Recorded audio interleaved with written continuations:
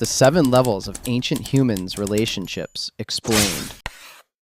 Level 1. Marriage with an exit. Let's start in ancient Egypt, the closest thing on this whole list to a fair deal. Egypt's history runs for thousands of years, and the evidence comes from different eras, so these rules shifted over time. Even so, Egyptian women could own property, sign contracts in their own names, and walk out of a marriage. Divorce could be messy and one-sided, and daily life was hardly equal. But a wife wasn't simply swallowed into her husband's legal identity. She could inherit property and take a dispute to court herself, which gave Egyptian women unusually broad legal capacity by ancient standards. We know this because the Egyptians kept careful records, and marriage agreements, property deeds, and divorce settlements survive. We even have the will of a woman named Naunakhte, a tomb builder's widow, who cut several of her grown children out of her inheritance for neglecting her in old age. That shows a woman controlling her own property, though it doesn't prove she was equal inside her marriage. Later marriage contracts, in particular, fixed a payment a husband owed if he ever divorced his wife, which gave her real bargaining power. So level 1 is a real marriage between two people who each keep some legal independence. Enjoy it while it lasts, because the balance starts slipping at level 2. Level 2, the second wife. Now to Old Babylon, and the famous law code of King Hammurabi, written nearly 4,000 years ago. It's one of the oldest large law collections we have, carved onto a stone pillar you can still see in a museum today, and one of the earliest surviving versions of the eye for eye principle. The marriage here is still legal and recognized, but equality starts to fade. A man could take a second wife in more than one situation, and the law spelled them out. One provision dealt with a chilling case in particular. If his first wife came down with a serious, lasting illness, he was allowed to marry again, sometimes while she still lived under his roof. Here's the part that complicates it. He couldn't just throw the first wife out. The law said he had to go on housing and supporting her for the rest of her life. So this is unequal marriage, with one woman pushed aside, but still given a floor of protection. And remember, a law tells us what was allowed, not how often it really happened. Level 3, monogamy for her only. Welcome to classical Athens, where the double standard stops hiding. A citizen wife was expected to stay completely faithful. Her husband, though, could sleep with prostitutes, enslaved women, or a live-in concubine, and none of it counted as cheating on his side. If she was caught with another man, she could be divorced, shamed, and shut out of public religious life. The man caught with her in the act was the one a husband could legally kill. One big reason behind all this was making sure a man knew his children were really his. And because citizenship eventually required 2 Athenian parents, a wife's fidelity could decide her children's status. He did have one line he couldn't cross, since touching another citizen's wife or daughter was a crime, counted as an offense against that man rather than against his own marriage. Elite Athenian ideology expected respectable wives to center their lives on the household, out of public view. We know a lot of these rules from old courtroom speeches, like Against Neaera, which survives under the name of Demosthenes, though most scholars now think a man called Apollodorus wrote it. That same hostile speech famously split the women in a man's world into 3 roles: courtesans for pleasure, a concubine for daily care, and a wife for legitimate children.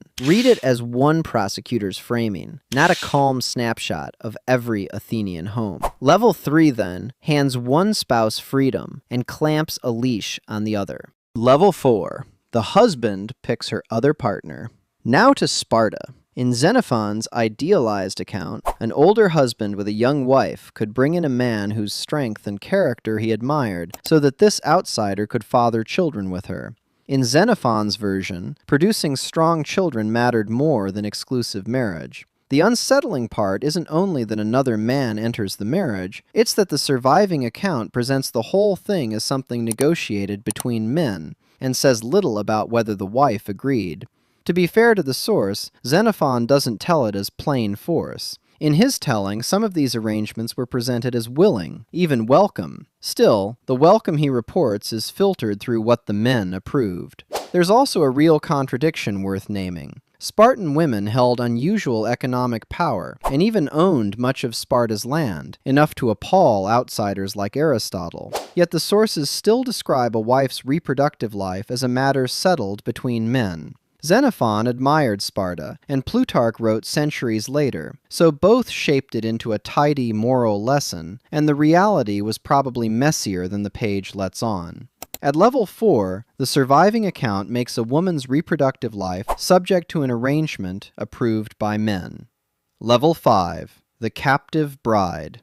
Here, the relationship begins with conquest. A passage in the book of Deuteronomy, in ancient Israelite law, describes a soldier who sees a woman among the captives of war and wants her. He takes her into his home. The text even lays out a ritual first. She had to shave her head, cut her nails, put away the clothes she was captured in, and mourn a full month before any marriage. Some readers think those steps were meant to cool the soldier's desire and slow him down. Others read them as a way to make a forced marriage look lawful. If he later decides he doesn't want her, he has to set her free, and he's forbidden from selling her. Those rules mattered inside the brutality of ancient warfare, and some scholars read them as an effort to limit a soldier's cruelty. But they don't add up to anything we would call consent. This is a woman who has lost her home, her family, and her freedom, and the text gives her no stated right to refuse the man who captured her. Scholars still argue over whether it was trying to rein in wartime assault or quietly bless forced marriage, and the evidence doesn't settle it.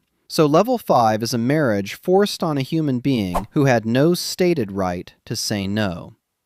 Level 6, the animal exception.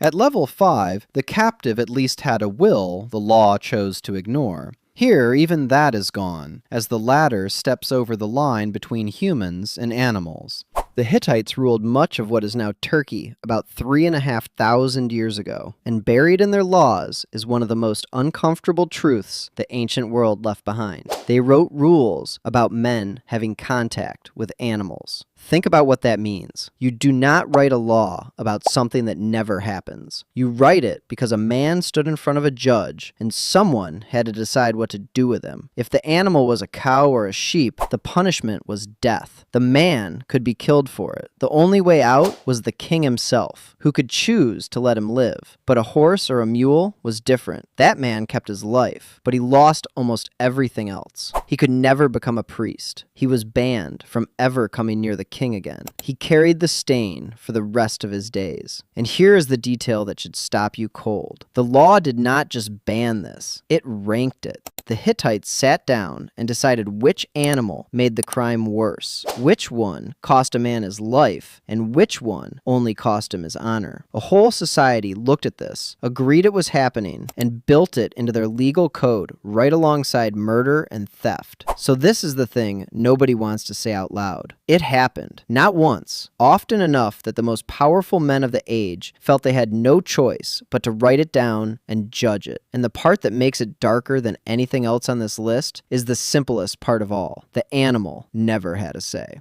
Level 7, total depravity. At this point, the problem is no longer one unfair marriage or one act the law allowed. It is a ruler using absolute power to erase every boundary around family, marriage, and consent. The famous example is Emperor Caligula. Roman writers accused him of sleeping with his 3 sisters and treating his favorite, Drusilla, almost like a wife. They said he displayed that relationship openly at banquets, even while his actual wife sat nearby. Other men's marriages supposedly meant just as little to him. One account says Caligula seized a bride during her wedding celebration and married her himself. He soon discarded her, then banished both her and the original groom after accusing them of returning to each other. Suetonius describes something even more humiliating. At dinner, Caligula would inspect the wives of invited men, take one away, then return and discuss her body and performance while her husband remained at the table. He was also accused of turning rooms inside the palace into a brothel stocked with married women and freeborn youths. Then we move to 5th century China and the teenage emperor Liu Ziyi. Court histories say he brought his married aunt, Princess Xinsai, into the palace and made her his consort. A maid was killed, and her body was sent to the aunt's husband so he would believe his wife had died. When that husband later plotted against the emperor, Liu Ziyi had him killed. The same histories describe him ordering royal women to submit to his attendants. When another aunt refused, he had her whipped and ordered the deaths of her 3 sons. Palace women were commanded to strip and chase one another for his amusement. One who refused was beheaded.